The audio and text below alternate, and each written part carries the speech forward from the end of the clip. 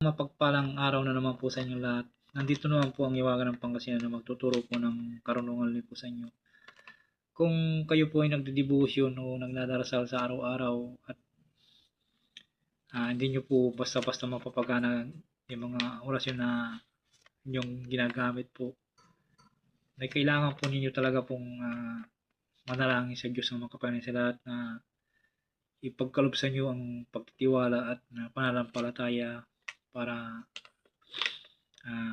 makanyo po yung orasyon na inyong gagamitin po at mapapandar nyo po siya.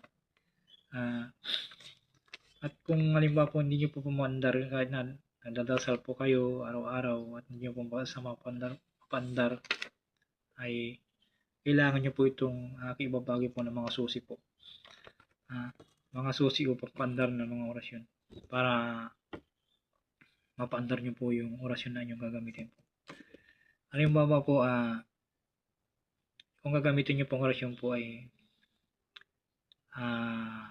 napakabisa po yung ibabagi ko po sa inyo na pampandar ng orasyon na isang galing sa Diyos sa mga kapangyarihan sa lahat, yung sa pangalan ni Jesucristo, taga Nazaret po. Isunod nyo po yung gagamitin nyo pong orasyon.